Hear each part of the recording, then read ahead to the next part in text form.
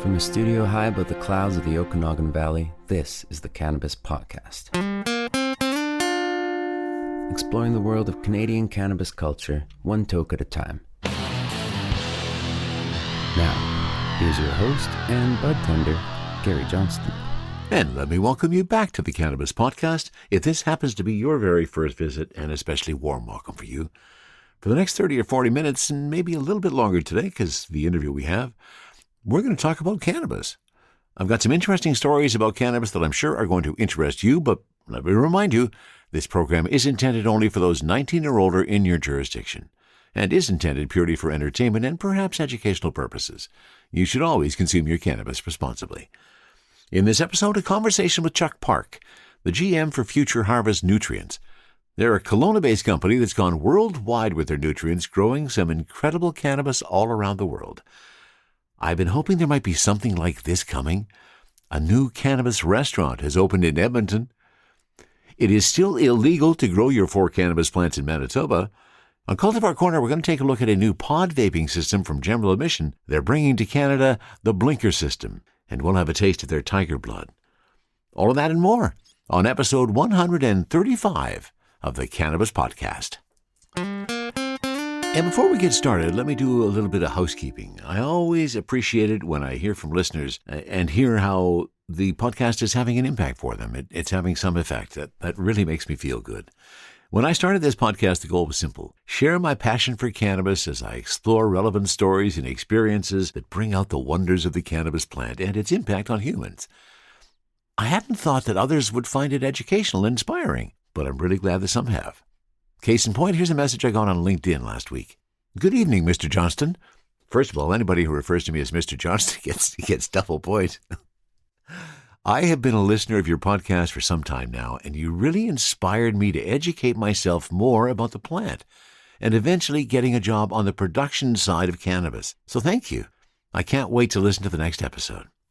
And that was from Cynthia Slater. And Cynthia, thank you. I really appreciate the fact that you contacted me. Appreciate the fact that you're a listener. Thanks for the contact. Thanks for being a listener. And best of luck on the new job. And now let's get to our first story. This is from Edmonton, or from citynews.ca, and a cannabis restaurant opens in downtown Edmonton. A restaurant offering cannabis-infused products is opening its doors to customers. The restaurant in downtown Edmonton, called CBD-CBN, is a dream come true for co-owners Stacey Misson and James Mulholland. Patrons can enjoy a night out while learning about cannabis-infused food and mocktails. Really, our main focus is not necessarily in getting people intoxicated, but showing people the flavors of the plant and everything it can be, said Mulholland, who's also the bartender. The entrepreneurs are the first business of their kind to receive a Health Canada license, allowing them to research the impacts of cannabis. With the research license, we get to show what you can do with cannabis, more than just smoking it, said Misson, the restaurant chef. We've been working to get this space up and running for a few months.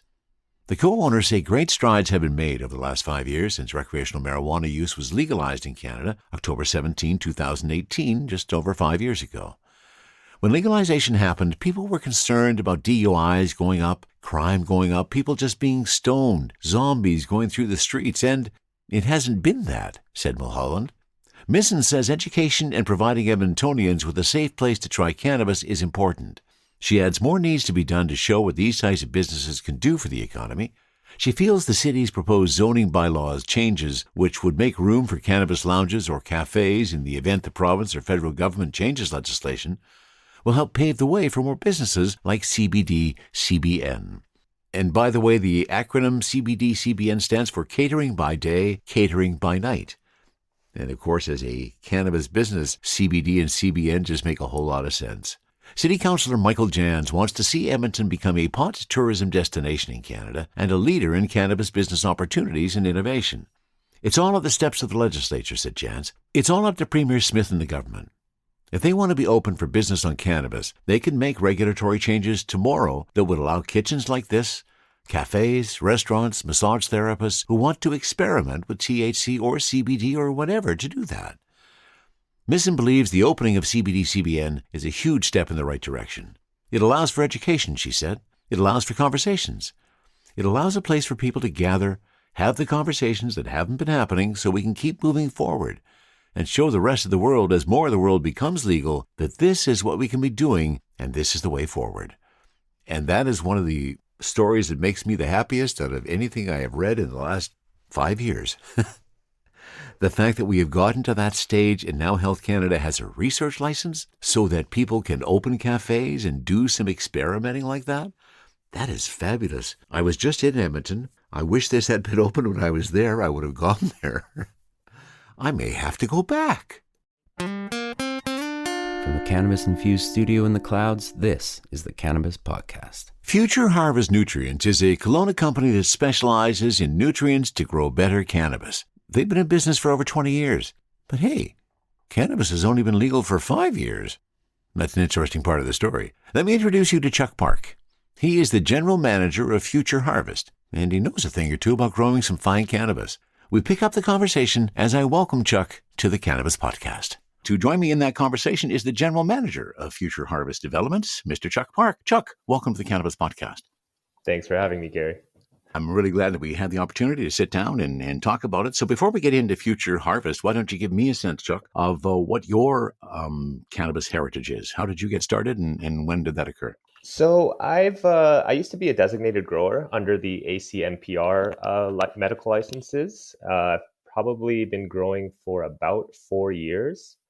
Since then, I transitioned over to nutrients. I landed a job at Future Harvest as a marketing manager because I have a background in marketing as well, and was a marketing manager for about a year before I got promoted to general manager. And that's only because our founder and owner, Byron Shepherd, he wanted to kind of take a step back and start to transition over to retirement, and he gave me the reins to the company. Nice. That must have made you feel real good. Yeah, like he pretty much just gave me the keys to the kingdom. It was really nice of him. Always nice. And you gave me a sneak peek. He is not in Canada at the moment, is he? No, he's enjoying the good life in Costa Rica, basking in the sun. Lovely that he's had the opportunity to do that after all of his hard work. So when did you first get involved with Future Harvest there, Chuck? Back in 2018, I joined the company. And, at that time, this company was very old school, I would say. They did nothing to do with digital marketing. They were really heavily into print media. So me as a marketing manager, I just wanted to kind of revamp our structure here. And that's kind of what I did. I stopped doing print media and just went straight on into social media, influence marketing, digital marketing, SEO. So we're really heavily into that now. One thing I was curious about, because the company's been going for a quarter century and cannabis has been legal for 5 years. So there's about 20 years on the front side of that where there was obviously some interest in cannabis. And now I realize that you weren't there, Chuck, but can you give me a sense of what it was like for the company in the early days prior to legalization? So in the early days, obviously, we had to market towards lawn and garden, growing vegetables, tomatoes, and stuff like that. And for the longest time, that's to the public's eyes, that was us. But, in the the back door, we would be marketing towards cannabis as well to the kind of black market growers. And they kind of knew, and word spread rapidly that this was a cannabis brand. But, we just couldn't market it. And obviously, once legalization happened, then we could spread our wings and tell everyone, the whole community, that yes, we were doing this for a long time. Our formulations have been tweaked for cannabis. And, now we have no restrictions on our marketing. So I was going to read a bit of your About Us page to give everybody a sense of where you are today. So Cannabis Focus, a nutrient company solely focused on cannabis. Cannabis-specific R&D, all research and development is done on cannabis plants. And actually, let me stop right there, Chuck. Give me a sense of some of the R&D that you're doing. So we partner with some of our LPs. I cannot disclose who our LPs are, just because that's what their wishes. They want us. Yeah. We also have a lot of really good ACMPR growers that will test certain different formulations for us. Some new products they will test out for us. And we kind of tell them that in order to do a true scientific test, everything has to be all consistent. I'm not going to get into what an actual scientific test is like, but we try and do it as best as possible. Now, we haven't done anything that would go into a journal article per se, but we are heavily focused on R&D here. So give me a sense of the product, Future Harvest, the nutrients. Where did they come from? Where did the idea come from? And give us a sense of what's being used. So, we pretty much formulated the liquid line a long time ago. It was, I believe, a Dutch formulation that we kind of mimicked and tweaked around a bit. Actually, I believe it's Holland. That's why our liquid line is called Holland Secret. So it started off with that. So that was our original line. And then we kind of branched off to a powdered line called Easy Grow, Easy Bloom. And that's because we saw a need for the beginner grower. Like our full liquid line, I think it has like 12 products. And 12 products can be very, confusing for the new grower.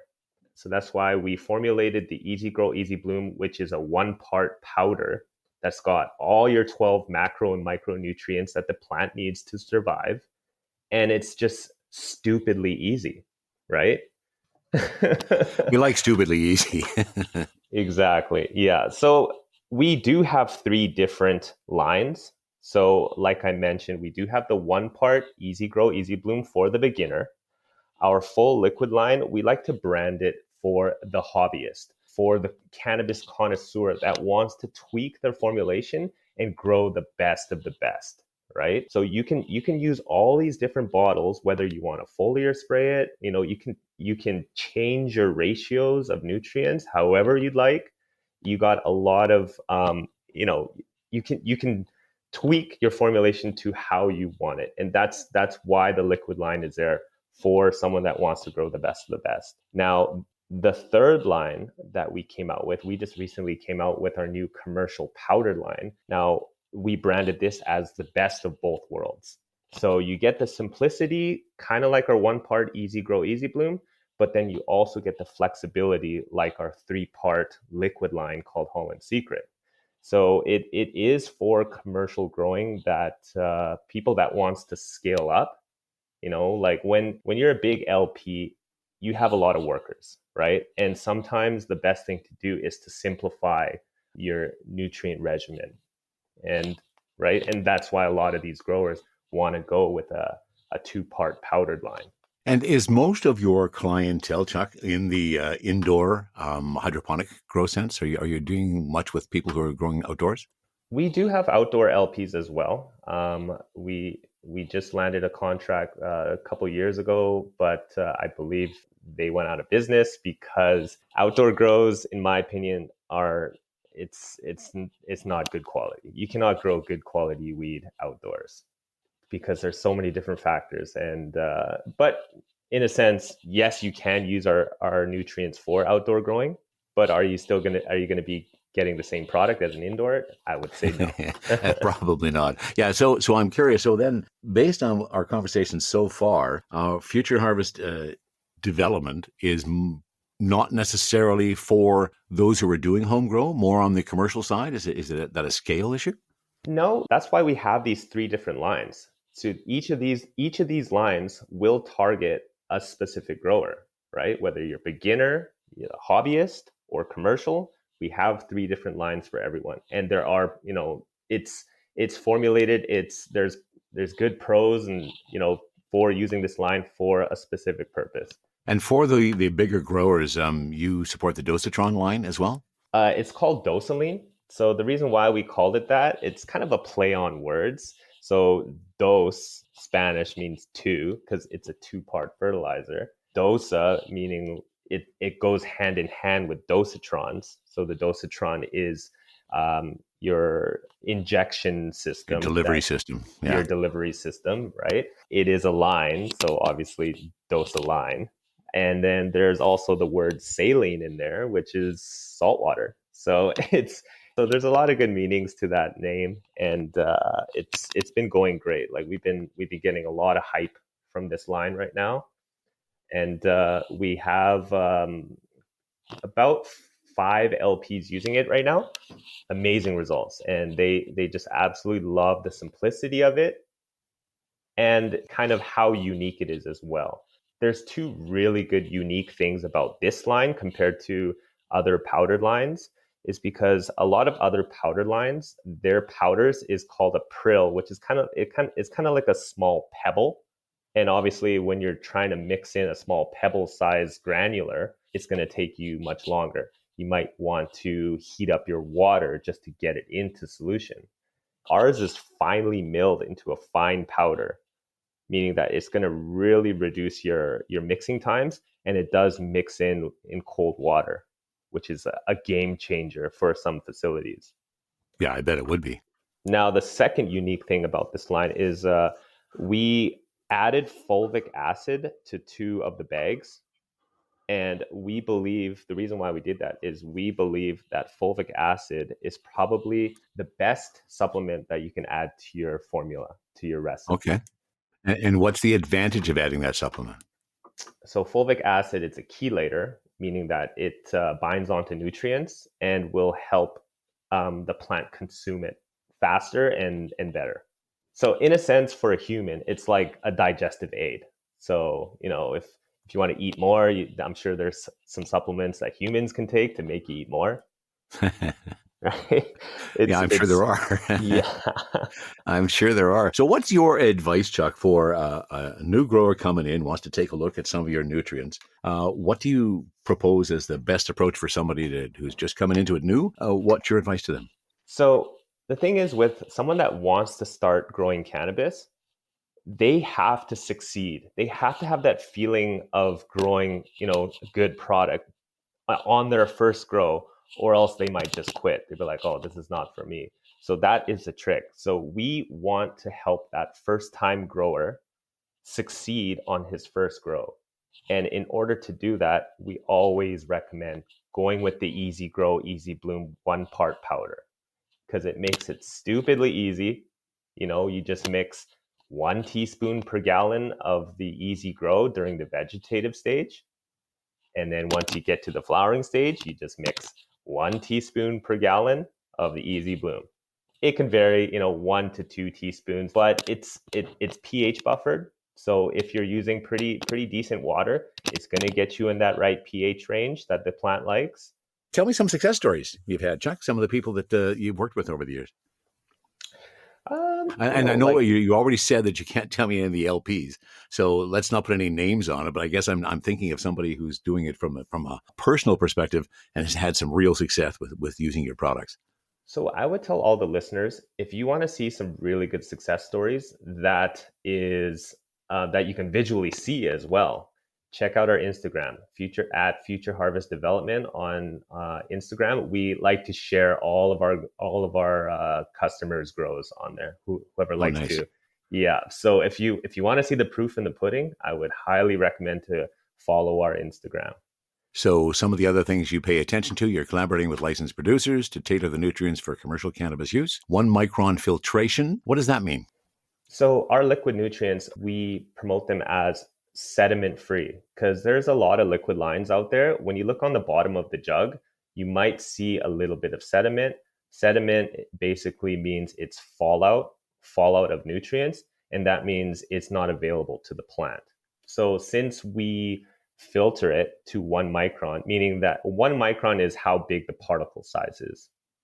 So we filter it. The liquid goes through 5 different filters, and the last filter is a 1 micron filter, and meaning that your whole jug of nutrients is all going to be liquid, meaning that you're going to get the best bang for the buck. There's not going to be any waste on the bottom that you cannot use. Yeah, 1 micron is pretty small.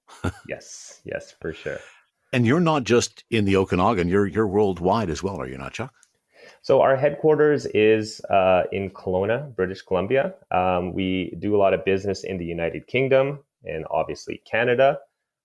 You can find some of our products in Canadian Tire as well. So our Easy Grow, Easy Bloom, and our 3-part Holland Secret liquids, you'll see them all across Canadian Tires. We do quite a bit of business in the United States. We don't we only have one distributor in the United States now. We used to have two, but the United States it's a bit harder of a market to get into due to licensing issues, registration issues. And so, with your the small line that you talked about for somebody who's growing their 4 plants, ideally good for them to get started and carry the plants right from seed all the way to harvest. Any particular recommendations in timing of how those should be applied to somebody who's coming into the grow? Yes. So as a rule of thumb, for a beginner grower, we always tell them to follow what's called a feed flush rotation, meaning that when your plant is ready to get watered, when the soil feels dry, it's the time to water. So you have to decide: am I going to do a feed or am I going to do a flush? So a feed is with nutrients, and a flush is just pH balanced water. So it's nice to do a flush once a week just to kind of reset the soil. If you might have some sort of buildup of nutrients in the soil. So when you do that flush, it kind of just flushes it all out, and then you can restart. So yeah, usually you can get 2 feeds in within a week without burning the plants. Now, the burning of the plants, meaning tip burn on the leaves. So when you start to see a bit of tip burn on the leaves, discoloration, more than likely you're pushing your nutrient levels too high. And in that case, you should probably do a flush and then take a step back. Alternatively, if your leaves are looking kind of that lighter green color, that usually indicates that they're not getting enough nutrients. They probably want more. So I always tell the beginner growers, just look at that and you can kind of gauge whether you should be feeding more or whether you should be cutting it back. But most of the time, our beginner growers, when they follow this feed flush rotation, they're getting really good results in the end. And anything else that they need to worry about while that grow is going on? Any bud rot, any mold, or any of those kind of things that you can offer some advice for? Well, I would first tell them to check out our grow guide on our website. So if you go to the download section at futureharvest.com, we do have a grow guide that was only used with Easy Grow, Easy Bloom in a tent setup.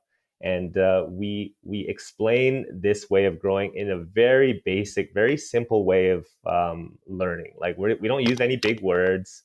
It's yeah. So I would recommend to go there. As long as you have a little small grow tent, you have got some soil, you got a watering can, you got some plastic pots, and obviously your Easy Grow, Easy Bloom. That should really be enough to start growing. So what's your advice, Chuck, to those who want to get into growing their own cannabis? They're going to do it indoors. They want to use some of your nutrients. What kind of a setup do they need to get started? So I would just get either like a 2x4 or 4x4 tent.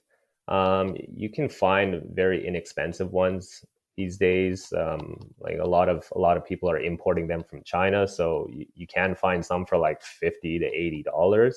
The only thing I would make sure of is that they don't have any light leaks, because you don't want light to kind of get into that tent, or else you're going to run into a lot of issues there. So of course, a tent, if you care about the smell, you might need to get some sort of filtration, like an intake with a filter. Obviously, lights. So I would, for your home grower, I would recommend to go with LED. More and more going the LED route these days, are they not? Yes, yeah. It's a bit more efficient. It creates less heat. They obviously last a lot longer than other types of lighting systems. So yeah, I would definitely go with LED. And beginner growers, I always recommend to grow in soil. Soil is a lot more forgiving if you were to make any mistakes. That's because there's ingredients such as like dolomite lime mixed in there, which will kind of like help adjust the pH in your soil. Soil, it retains water a lot better than other airy mediums, soilless mediums. So I would definitely recommend just start off with soil as a beginner. It's readily available everywhere. It's fairly cheap. You can probably grab some from your backyard. That's what we use. Yeah.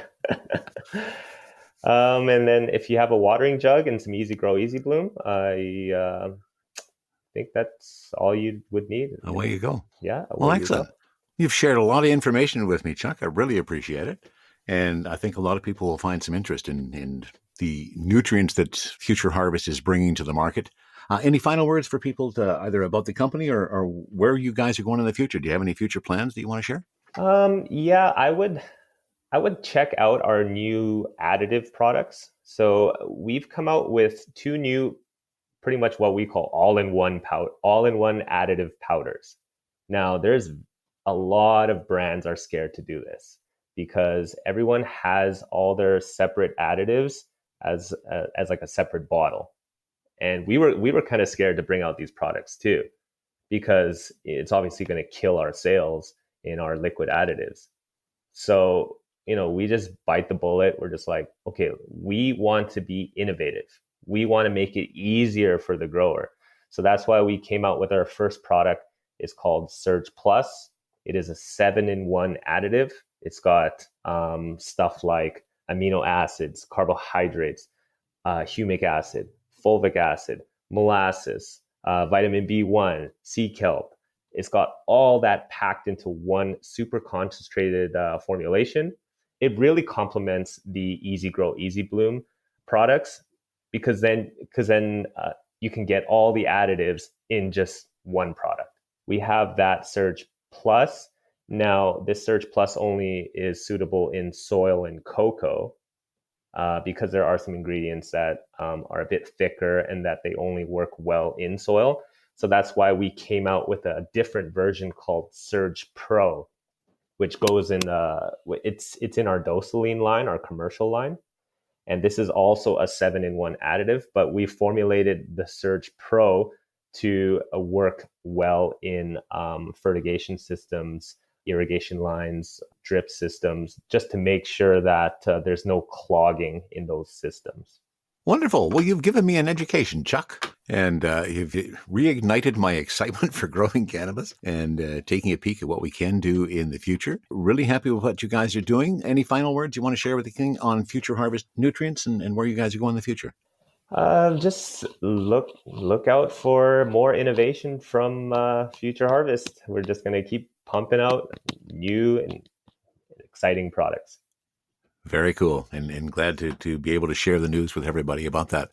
Thanks so much for sharing some time with me today, Chuck. You enjoy the rest of your day. Awesome. Thanks for having me, Gary.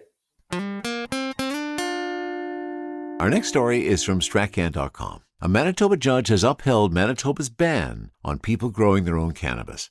In a ruling posted on Friday, October 13th, a Manitoba judge dismissed an application by a resident who was challenging the legality of Manitoba's ban on people growing their own cannabis. The ban does not apply to those who are authorized to grow cannabis for medical purposes, but instead to those who wish to grow up to 4 cannabis plants at home, which is allowed under federal law. The Manitoba law, which has been in place since 2018, was being challenged by resident Jesse Lavoie, who argued the provincial ban was unconstitutional and an overreach of provincial authority. In their defense, the provincial government argued that the ban on growing cannabis at home was within the province's power in the name of protecting public health and safety. Doing so helps ensure that the black market doesn't profit from homegrown cannabis and helps to keep it out of the hands of young people, they contended. I have to put a sidebar in here. What a pitiful statement. I'm sorry. End of sidebar. Although the ruling was somewhat sympathetic to Lavoie's lawyers' arguments, Court of Queen's Bench Justice Shauna McCarthy sided with the arguments made by the government of Manitoba, saying that the penalties, while strict, were not overly punitive or a violation of the balance between provincial and federal jurisdiction. The province of Manitoba, she ruled, has the right to ban growing cannabis at home even if federal law allows people to grow up to 4 plants. One of Lavoie's lawyers in the case, Kirk Toussaint, says they plan to appeal the ruling. We intend on appealing this disappointing decision and continuing our fight for Manitobans to be able to exercise the same freedoms as other Canadians, said Toussaint. While we intend to appeal this decision, it's important to point out that Manitobans should not need to go to court to challenge bad laws. The government should change them. and we hope that the new NDP government revisits the poor policy choices of its predecessor. Lavoie agrees. We do not accept this decision, and we are preparing our counter-arguments for the Court of Appeal, he tells Strachan. No Manitoban should be threatened with 1 year in jail and a $100,000 fine for growing 4 cannabis plants. That's all the motivation we need. See you in court, Manitoba government. And another sidebar. I didn't realize that was the penalties for growing the 4 plants. And she doesn't consider that to be punitive? End of sidebar. In April of this year, the Supreme Court of Canada upheld a similar ban on homegrown cannabis in Quebec, ruling that the province has the authority to enforce such a ban, even in the face of federal rules allowing up to 4 plants per household. Quebec and Manitoba were the only 2 provinces to challenge that authority, banning home growing entirely, as did the territory of Nunavut. While Quebec's rules implement fines for those found growing cannabis, Manitoba's ban creates criminal penalties and a $2,540 fine for growing non-medical cannabis in a residence, as well as up to 1 year in prison and forfeiture of personal properties. Okay, I shouldn't have added my editorial comment to the story without saying it was a sidebar, but I could not resist. In their conclusion, the judge wrote in part, the applicant has failed to meet his onus of proving that Section 101.15 is in pith and substance criminal law, rather than an area under provincial jurisdiction.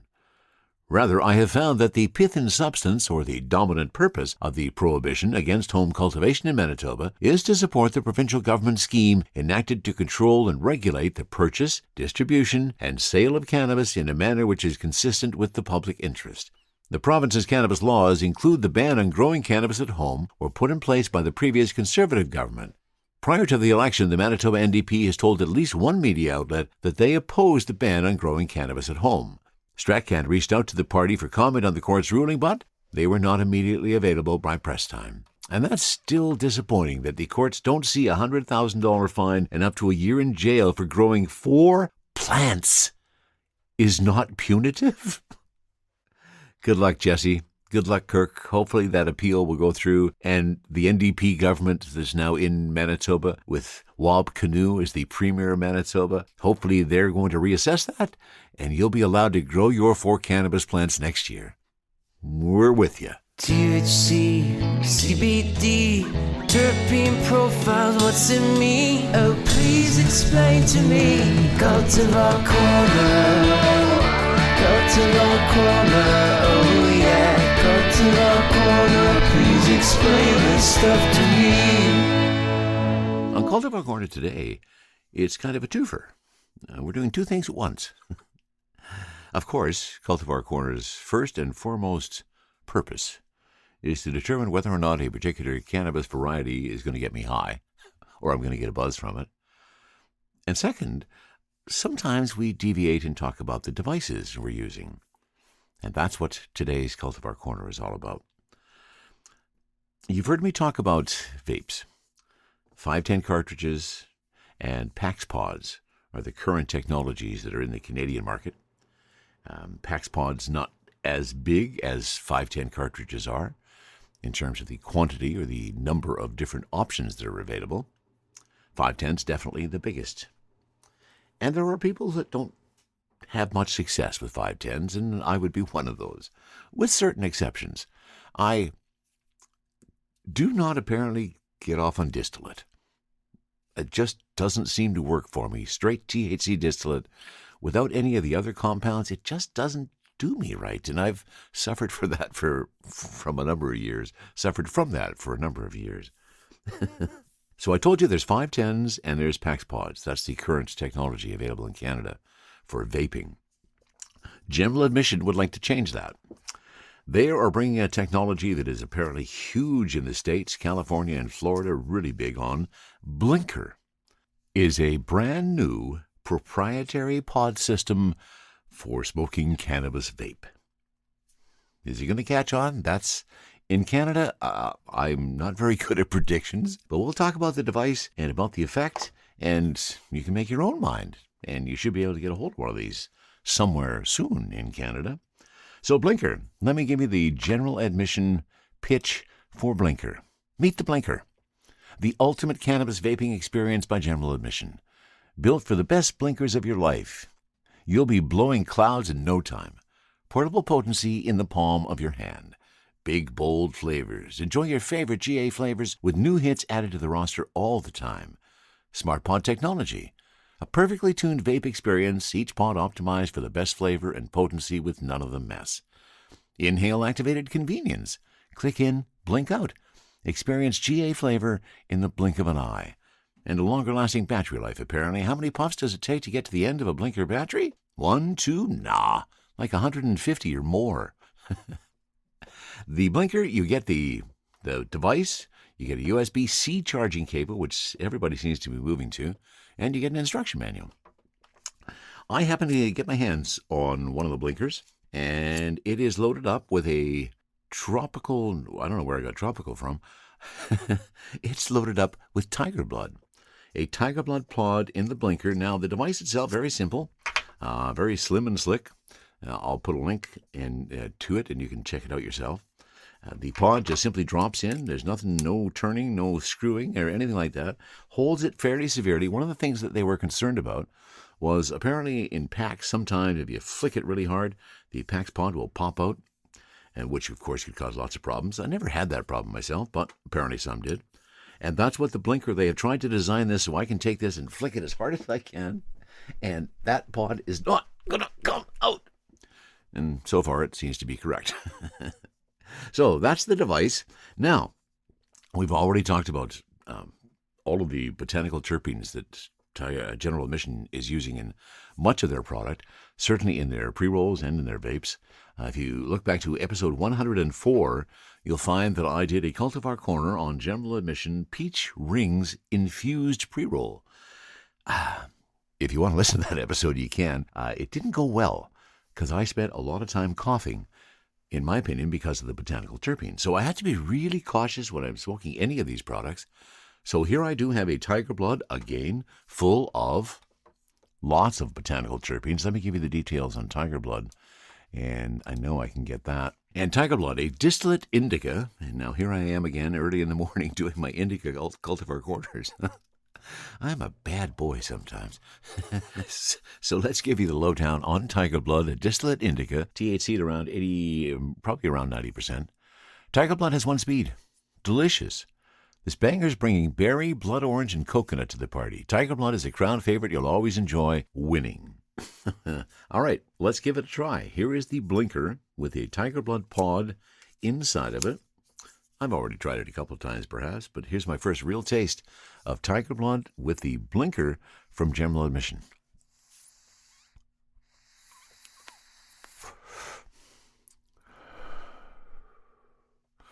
It was a nice, easy pull. So on the device itself, the pod slips into the device, which has a bit of a window, so you can see directly into the pod. You can see how much oil is still left. I got a heck of a lot of oil still left on this guy, which is nice. You don't have to figure that out. There's no switch on it. You just inhale, and when you inhale, there's a little green light on the front of the device that comes on to tell you that it's working. Now, because there's some botanical terpenes involved in these, I got to be really cautious and make sure I don't try to hold anything in. I have discovered that it's partly my fault. My toking technique, I guess, was learned improperly when I was in my early years, and it's carried on through my adult years. I have a tendency when I bring in a toke to hold that in my lungs, perhaps. Not even, well, yeah, you shouldn't hold it in your lungs. As I have discovered with the current thoughts that are out there, just inhale and then exhale. You don't need to hold anything in. There's enough of the transfer of the cannabinoids in that process, so I'm trying to do that today.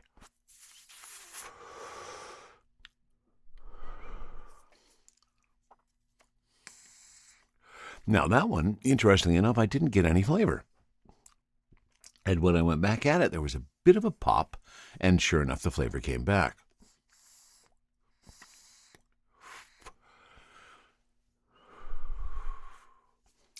So I don't know whether that was a plug that occurred, but I can tell you that my throat is getting really close to coughing right now.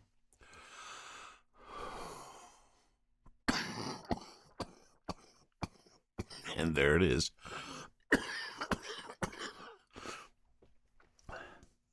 I just have to stay away from the botanical terpenes. It's just me, it's not you.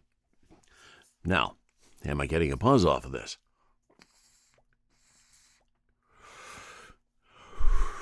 In and out. Don't keep anything in.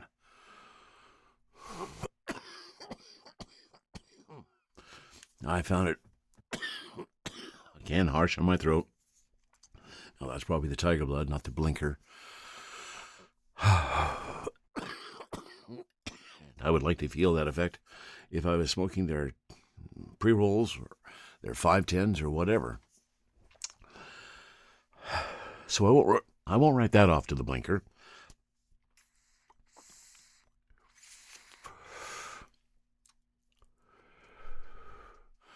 And again, in my opinion, it's all of the additional botanical terpenes that are being added for those fantastic flavors. Tastes delicious. Gotta agree. The flavor is wonderful. But I still wonder if we're going to be reviewing that in a few years from now, what those botanical terpenes are doing to us.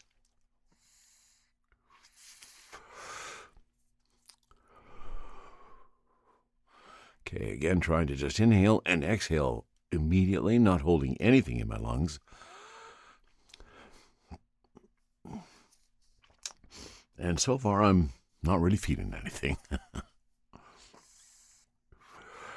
And we come down to the proverbial distillate. THC distillate. And I realized I lost my packaging for the Tiger Blood cart, so I don't have the details. They spoke about it now. And let me be upfront. I'm probably in the minority on the botanical terpenes issue. They are absolutely hugely popular. A lot of people love the flavor of the botanical terpenes, like Gary, listener of the podcast. I know he does, just told me that the other day. So take my word with a couple grains of salt. The botanical terpenes really hurt my throat, but they may not do anything to your throat. Everybody's a little bit different. Remember, it is a unique cannabis experience. Now, I have been away. I had to sit while my furnace was running for a little bit, and I've got a bit of a buzz now. It's not super. Don't have any happy eyes, but I do feel a bit of a buzz, so it wasn't totally worthless. The Blinker, the new proprietary pod that General Admission is bringing to the Canadian cannabis market. You should be able to get your hands on one soon at a retailer near you. The availability of pods is, as it is with the PAX pod system, the availability of the pods is going to be the deciding factor, and that will determine whether or not it's a success. So I guess we'll review this in a year from now and take a peek back on Cultivar Corner in 2024 when we hit October, and let's see how many new pods we've got that are in the Blinker pod format. Interesting. That's the General Admission Blinker with Tiger Blood. Will it supersede the currently existing vape technology? I guess time will tell. Exploring the world of Canadian cannabis culture, one toke at a time. This is the Cannabis Podcast. Another thing I love about doing this podcast is when I hear from listeners and they share their sincere thoughts with me on facets of the industry. Absolutely love it. Now, we have previously heard Grace's cannabis story. She recently shared some thoughts about my August 23 segment on Health Canada's THC limits for edibles. Now, to give you a bit of a background, that was referring to Organigram, who had produced a product called Jolts. They were 10 milligrams per lozenge, and they were selling packages of up to 25 lozenges, 250 milligrams of THC. And Health Canada said, edibles are supposed to be 10 milligrams per package. That's where the dispute started. Now you'll understand Grace's comments. I have some thoughts about your August 23 segment on Health Canada's THC limits for edibles. I don't want either Organigram or Health Canada to win as is. I want them to make labeling and packaging for edibles better. Health Canada may be trying too hard to control something they ultimately can't control, instead of accepting the need to educate consumers and change society. Liquor stores aren't forced to sell only 1 or 2 drink servings because too much alcohol can kill you. Instead, we got better at teaching people how to drink safely. Yes, there's still room to improve. Health Canada's current approach to packaging limits and labeling for edibles is confusing and unhelpful. As a consumer, I need to know the dosage for one piece and how many pieces are in the package. The more cannabinoids in the product, the more helpful my approach is. Each piece has 2 milligrams THC, 10 milligrams CBD, and 5 milligrams CBN. This way I can decide if this is the right product for me and how much to take, no matter how many pieces are in the package. The way edibles are labeled now, I often have to math out this information from the 10 milligram limit, number of pieces, and cannabinoid ratio. What concerns me about a higher THC and package limit is that it might kill off my microdose options. Some of us are THC sensitive and need discrete 1 or 2 milligram doses while in public or around cannabis-unfriendly people. Yes, I can and do chop up gummies into smaller pieces and sugar the gooey edges, but it's much more convenient to buy products with 1 milligram to 2.5 milligram THC pieces and put them in a pill case. If Health Canada's concern is to protect minors and new consumers, ultimately the 10 milligram THC limit can't do that. We just buy and open more packages and waste more plastic. To protect adults, inform them how much and what they're taking, and include a recommended dosage range for a cannabis newbie. To protect minors, teach adults to lock up their stash, and teach kids not to eat treats with the cannabis stop sign on them. Somebody who's a parent can suggest kid-level reasons that kids might listen to. As for teens, nothing will stop a sufficiently determined teen except for a bad experience, or them deciding the cannabis is uncool and boring instead of fun and rebellious. If they want to get into your stash badly enough, they'll teach themselves lock-picking off YouTube or find a hacksaw. Grace, those were some fabulous thoughts. I'm really glad you shared them, and you expressed them so well. I really appreciate that, and hopefully Health Canada will hear some of your message, although I don't think they're regular listeners. But someone should point out to them. Now, I will comment on one section when you say it's much more convenient to buy products with 1 to 2.5 milligram THC pieces. They now have them. We have a couple of entries into the market that are individual pieces at 1 milligram of THC. And that is offering an opportunity for people now to get some CBD oil. They want to add a little THC to that. Well, they can do so in a rather precise manner with those little 1 milligram pieces. So thanks for your thoughts, Grace. I really appreciate you sharing them. And thanks for being a listener to the podcast. From a studio high above the clouds of the Okanagan Valley, this is the Cannabis Podcast. And let me continue those thanks. Thank you for being a listener. I really appreciate the fact that you are here. And I also want to thank my supporters, Kevin and Jordana at buymeacoffee.com/cannabispodcast. If you like what you hear and you feel so inclined, you can go there too and buy me a doobie if you want. And thanks to my patrons at Patreon, Tony and Roger, plus Robin, Justin, and Gage, enjoying ad-free episodes. You'll find the links at cannabispodcast.com, or you can get them on the show page at the very top right. That's it for episode 135 of the Cannabis Podcast. From the cannabis-infused studio, high above the Okanagan Valley, this was the Cannabis Podcast.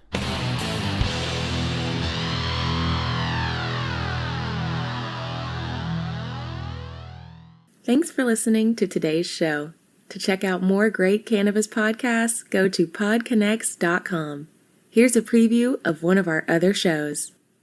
I'm Joyce Gerber, the creator and host of the award-winning podcast, The Canna Mom Show. And we are on a mission to enhance the impact women have on this industry as business professionals, healthcare providers, policy advocates, caregivers, moms, by sharing and preserving their stories of love and kindness, wisdom, and hope. I am so grateful to have found my tribe of Canna podcasters right here on PodConX, and look forward to our work of crushing the stigma around cannabis and caregivers and building this new industry together.